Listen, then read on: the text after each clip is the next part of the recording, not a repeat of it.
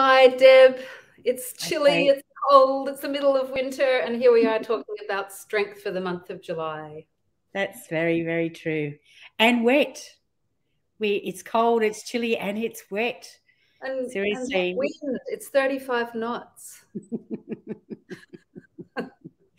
Well, I always say that it builds strength when you're in front of things that are challenging. So it aligns with our theme of strength. But it's interesting, whenever we get into this process, I don't know if we're doing it for our community or ourselves, but it always takes me down a little rabbit hole of really sitting in with the energy of the word and what the word means. And strength is an interesting word, isn't it? Because have both positive and negative connotations. It can be at many, many levels, your mind, your body, your spirit, your inner strength, the strength of your word. Like, it's just, strength is such a strong, that's a pun, such a strong word. It's got so many layers. So what has it been for you? It's like the warp and the weft, isn't it? But I always think in terms of Japanese yoga, where we talk about strength, and we talk about strength as two things. One is the vessel that carries the energy, or the water, or the air, or the whatever, the vessel, the actual form. And the other one is no form. It's the movement that moves down, and the flexibility to move around. And strength requires those two component parts always.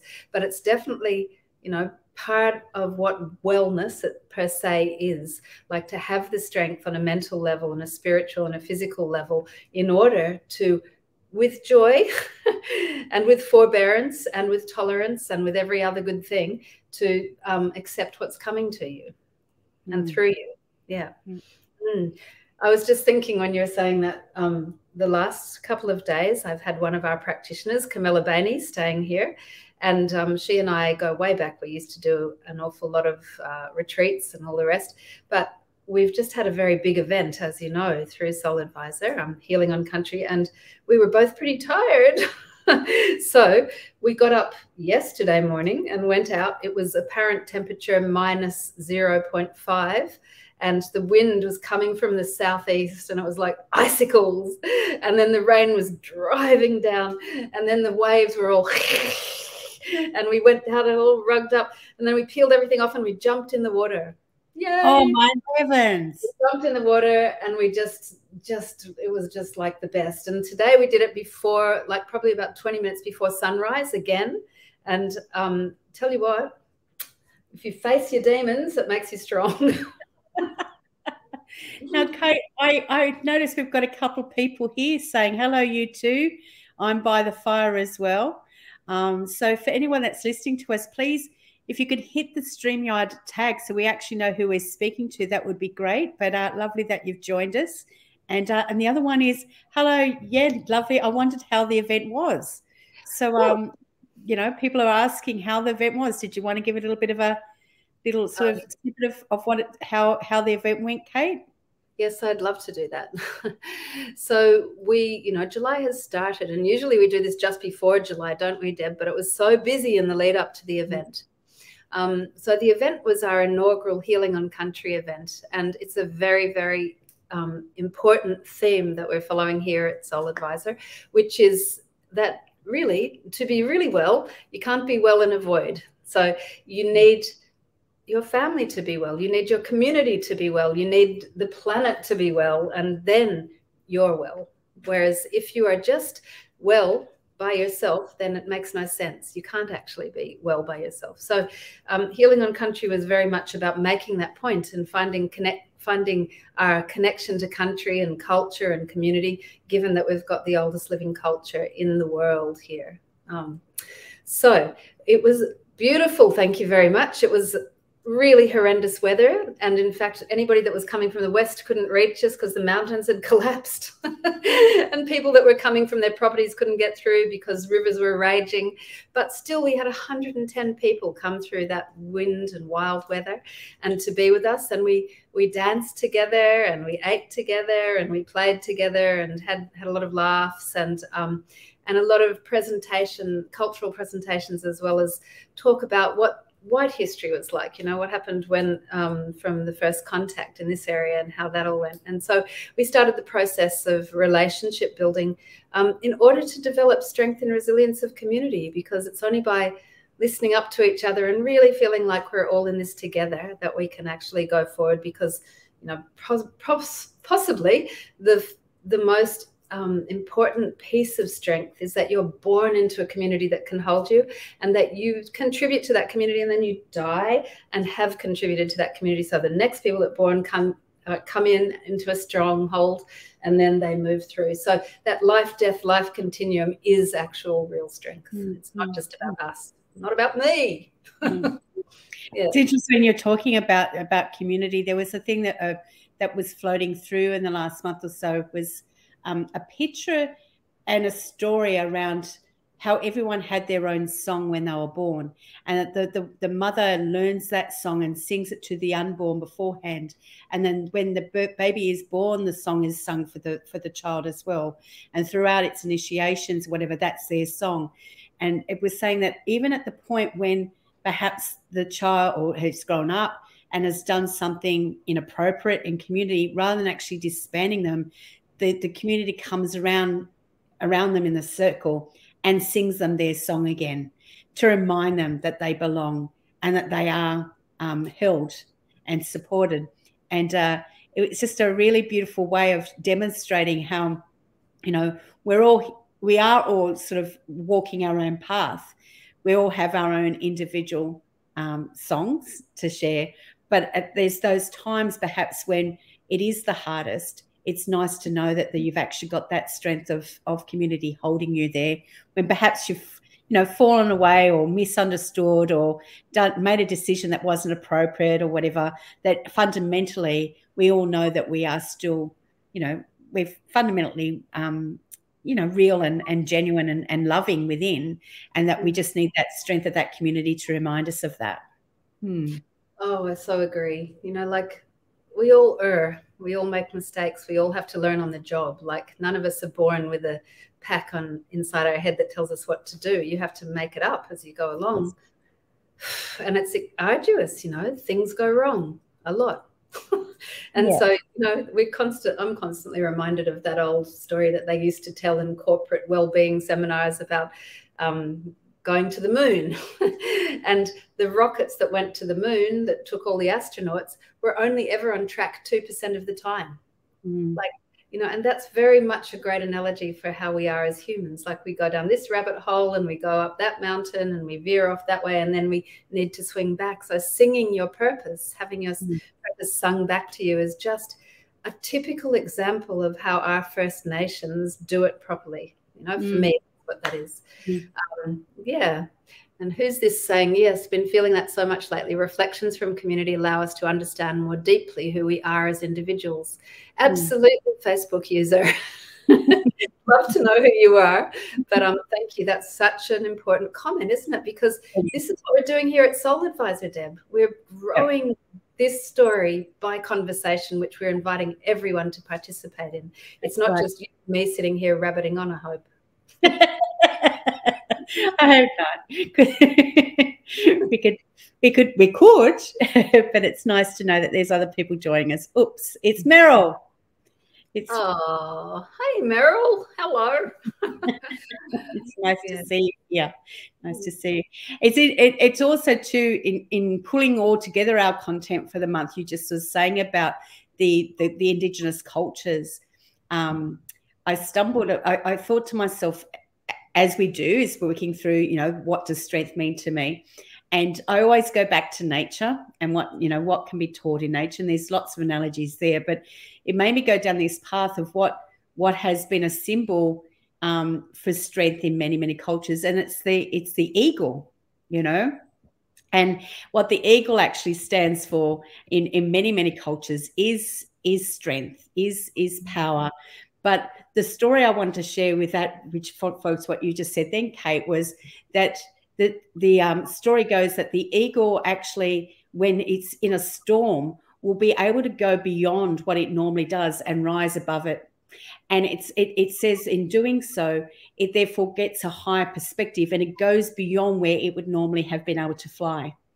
And so it's sort of saying to us that, you know, it is at those times when we're actually able to get into our inner strength is that we can rise above.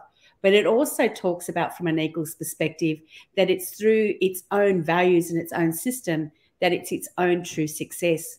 So the story, again, applied to us is that it's not about being any top of the mountain or someone else's definition of success. It's actually aligning ourselves with our own values. And in doing that, that's where we actually get our true sense and our true strength.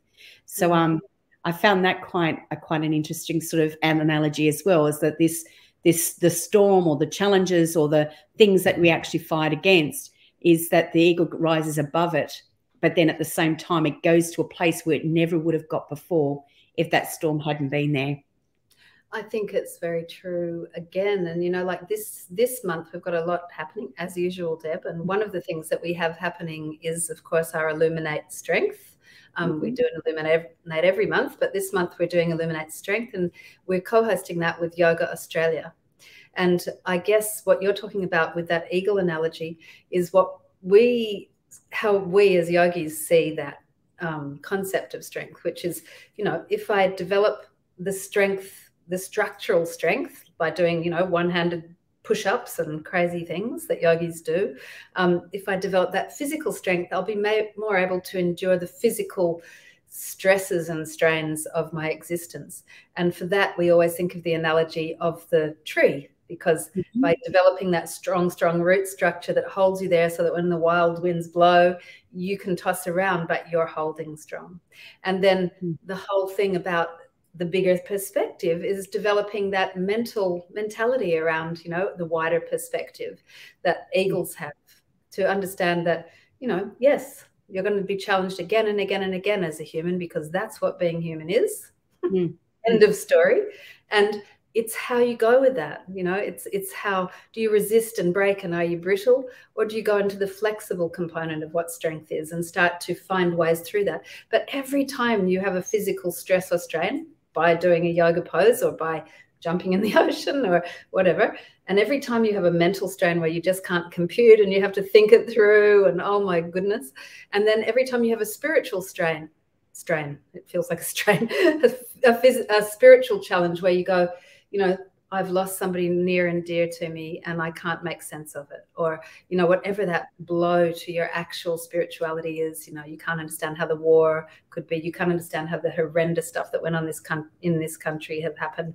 So then you have to go into the faith thing. And so that, and all those things of developing what we call ishvara, which is a sense of connection in spirit, and knowing that even though it's as painful as you can possibly comprehend, it's still a reason for that to be happening to you, and it makes you bigger, and that physical strain makes you bigger, and that mental, you know, I can't compute, I need to have a different way of thinking, makes you bigger. And that journey is a healing journey, because when you get bigger, then other people come to you and say, oh, ow, you know, I'm broken, it hurts, and you know what to do, you can hold them. Whereas if you'd never been through that, you wouldn't know what to do. You know, you don't go to a 3-year-old for sustenance other than a cuddle. I think this is Meryl as well. She said, this is the story of my life, Deb. I was gifted eagle dreaming by a Gungari elder and have been flying with this intention ever since. Thank you. Well, you see it with Meryl's eyes. Hey, Meryl. Yeah. She's got, hey, Meryl, I love this conversation. Thank you. We love you being here too, Meryl. See, even if I could even flip that in my old corporate days, that was a book that was called Feel the Fear, but Do It Anyway. And it was the same feeling. It said, like, we all, if you think about it like a circle, we've all got a set of skills and knowledge and experience. And when we get to a certain point, you know, it feels hard. It's challenging. It's actually, it brings out all our fears and our, you know, not vulnerabilities, I suppose. But if we do it, and then in doing that, we expand, then you never go back to that circle. You're now this circle. And as you said, the circle just keeps on growing. So everything that comes our way is hard as it is. And as I said, some of the things are really hard to integrate. Some things are real, like losing a loved one.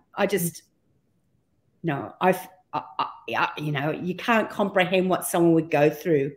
We experience our own way in grief, but it's still, there's always something in that, isn't there? There's always something that comes out of that.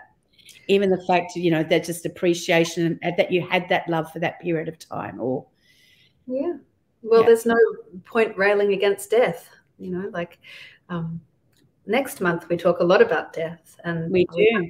Will come along for that journey, so I don't want to go into it too deeply. But the thing about again, I'm coming back to my yogic roots, is that I'm informed now. I've got a hand, I've got a face, you know, I've got a voice coming out, but that's not going to last for a good while. I mean, I think I'm probably less than halfway through, so I'm going for 120. But when I go, I go, and it's just so inevitable. And so, you know, the world is set up to feel that pain. There's no culture that laughs its way through death. None. You know, we all feel that loss incredibly, don't we? And we'll explore that next month. But I guess this is one of the big things that I wanted to say about strength, is to tie in with your sense of purpose, which is Drishti. And it's a beautiful practice that everybody can do, Deb, if they want to get strong this month, which involves a candle. Luckily, it doesn't involve getting out in the cold water like you did. That's crazy. Well, yeah, that too. But I know the limits. I'm not going to suggest that. But a candle. Yes. And then you light the candle and you hold it. You position it so that it's at the same position as your ajna, your third eye, and you gaze at it. And you gaze at it and you let the water come down, i.e., you allow the tears to happen. And you gaze at it for maybe 10 minutes, and then you close your eyes for 5 minutes, and then you open your eyes for another 10 minutes, and then you close your eyes for another 5 minutes. And when you close your eyes, you keep focus on the after image. And it's got a beautiful way of opening up your intuition, but it also develops the capacity to really maintain focus. So it's the physical practice of the psychological need, if you ever want to achieve anything in life, of keeping that focus. You know, this is what I'm doing. Here's my purpose. It's the same as your singing in of the purpose, or reminding each other of the purpose for being here. But it's really, really important. And it's a simple little physical thing that you can do every night. It also makes wild dreams. I'm all in for a wild dream. Wild dreams, but you know, like, it depends what you think about dreams, but perhaps part of the reason for dreams is to remind you of your purpose as well. So Trataka, if anybody wants to look up the practice, it's Trataka, Trataka. Yeah, so it's a really, really good little yoga practice. Fantastic, Kate. Yeah, I like that. And I love dreams. I find one of my favorite things in the morning is to wake up and interpret my dream. And I've been doing that for years as a practice, you know, because I think you get a lot of guidance or knowledge. And there's sometimes you go to sleep and all you're doing is you're dismantling your to-do list and whatever, you've had a crazy week, whatever. But there's other times when you go to bed, especially if you've got an intention and you really want to get some insight into it, and it will come out in the most craziest of ways. But when you sit down and you actually start to pick it away, even when you start explaining it either to yourself or in your journal, you'll get an answer in the way you're approaching something, or something is happening and how you're perceiving it, or what something might need to be shed or lifted in order for you to move forward. Like, I think the dream and interpretation of dreams is amazing process. Yes, so absolutely. And I just you know, that whole thing brings us, oh, I'm so sorry, I'll just turn that off. One tick. Crickets. And now dreaming, you're both probably my favorite things. I'm so glad, Meryl.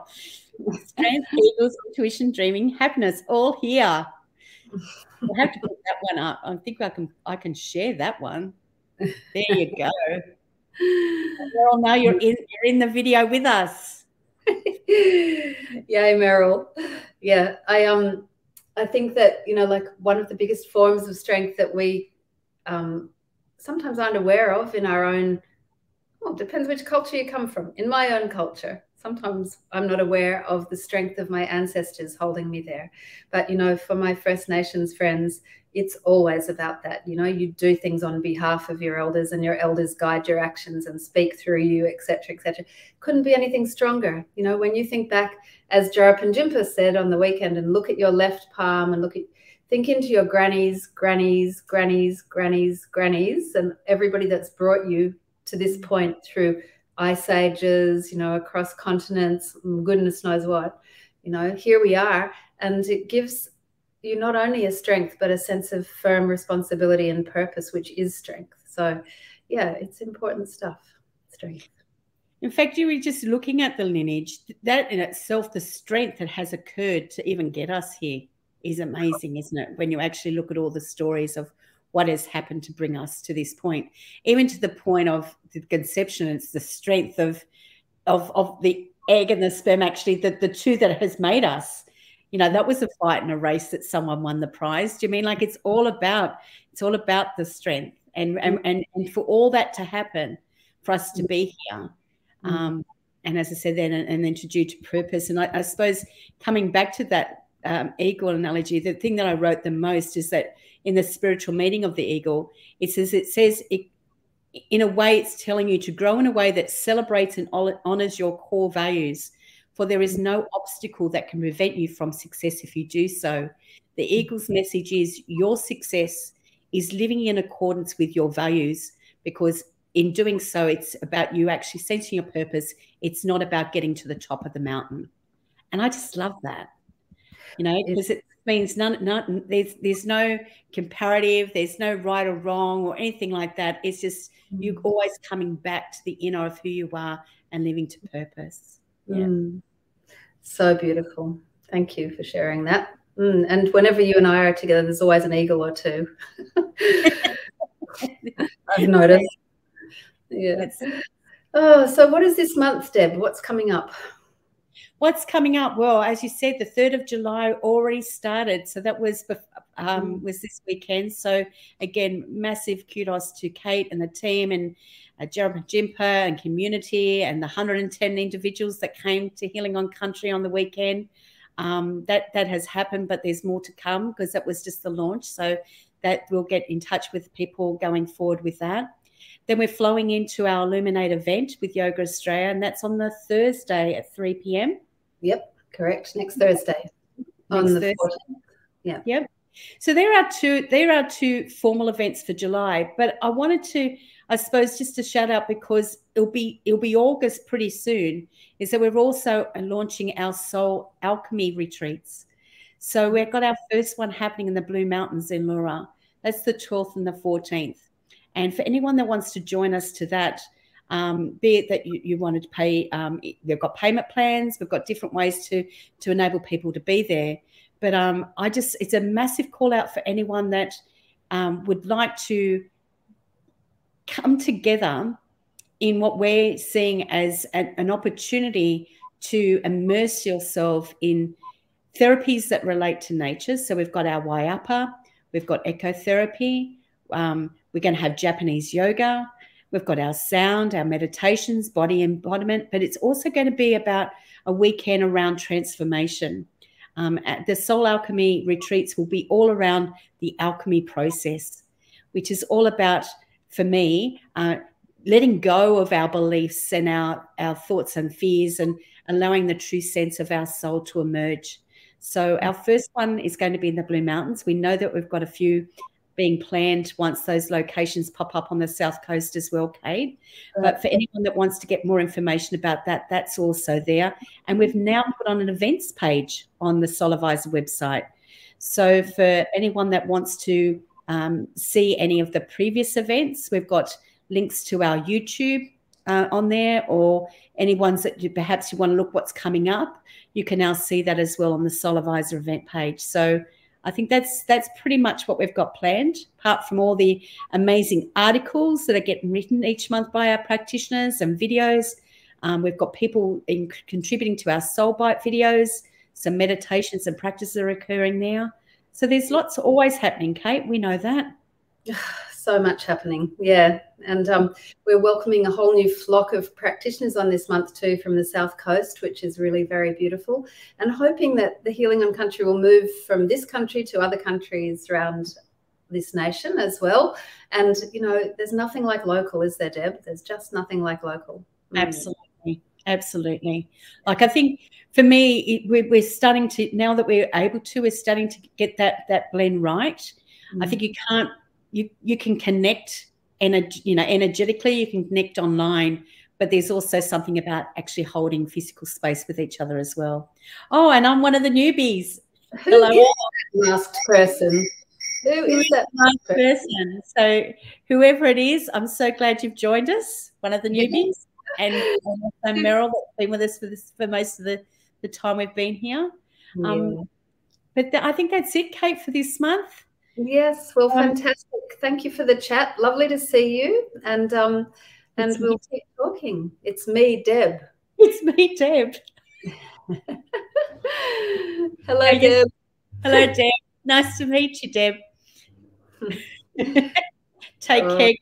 And again, I look forward to meeting up with everyone from the South Coast and what came out on the weekend. It was amazing. Thanks so much, Meryl, for being with us. And lovely to have you. Adrian's popped in as well. Nice. Hi, Adrian. How nice.